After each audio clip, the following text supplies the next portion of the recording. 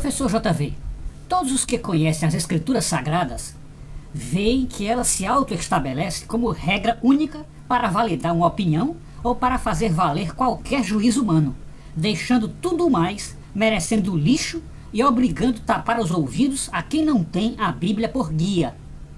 O que o senhor tem a dizer sobre isso? De fato, meu querido, você tocou num ponto fundamental. E é lamentável que estejamos assistindo a esse tipo de coisa quase todo dia. Seja dentro de casa, seja no nosso trabalho, seja na escola, seja em estádios, shows, enfim, academias, onde quer que a gente vá. E isto vem, de certa forma, nos alertar para essa situação, o cuidado que nós devemos ter para com a opinião alheia. Porque o que temos visto nesses ambientes todos que descrevemos é as figuras as mais diversas, inclusive as figuras de alta erudição, pessoas de instrução, de nível de escolaridade elevado, pessoas que muitas vezes até fizeram pós-graduação, pós-mestrado, pós-doutorado, enfim, autoridades, entre aspas, de todas as espécies. E nós vemos essas autoridades, essas pessoas, emitirem opiniões sem base bíblica. Sem base bíblica. Então, o que é que acontece? Nenhuma opinião que não esteja baseada na Bíblia tem qualquer valor para o cristão. E essa é uma conclusão que qualquer leitor da Escritura que tenha concluído a leitura da Bíblia de maneira correta descobrirá que a Bíblia se coloca como autoridade sobre toda a ciência e sobre todas as opiniões do mundo. A palavra de Deus, ela tem que necessariamente ser a base do pensamento humano, seja ele qual for. E assim, com isso significa que qualquer pensamento que não se baseie nela deve ser a priori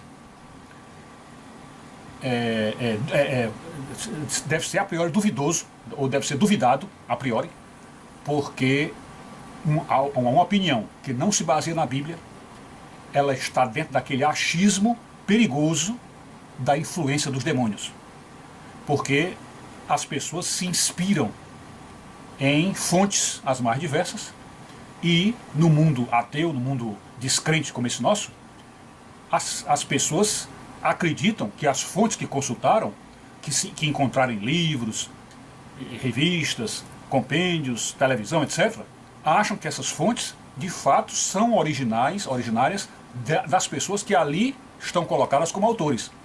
Mas quem estuda a palavra de Deus sabe que essas fontes não bíblicas, elas têm origem em ideias nascidas lá no inferno. E, portanto, são todas perigosas para a condução das almas humanas a Deus. Então, quando nós vemos, seja lá parentes nossos, colegas, amigos, até familiares nossos, irmãos nossos, pai e mãe nosso, dando opiniões, muitas vezes arvorados, presunçosos, arrogantes, e estas opiniões sobre qualquer assunto não estão baseadas no que a palavra de Deus ensina, então isso para nós, como cristãos, como almas no caminho de Deus, são opiniões descartáveis. São opiniões que nós devemos desprezar. Não tem o menor sentido para nós. Claro que esse desprezo, essa intolerância à opinião alheia que nós estamos falando aqui, não é nada com grosseria, não estamos dizendo que isso aí significa que precisa haver uma briga para isso, não. É apenas aquilo que nós delicadamente, educadamente, deixamos entrar por um ouvido e sair pelo outro. E por que isso tem que ser feito? Veja como isso também precisa ser feito, sobretudo na televisão aberta, na chamada mídia de massa, que a mensagem vem realmente direto do inferno. Tem que entrar pelo ouvido e sair pelo outro. E ali, nesse caso, o bom mesmo é apagar a televisão, nem ver televisão.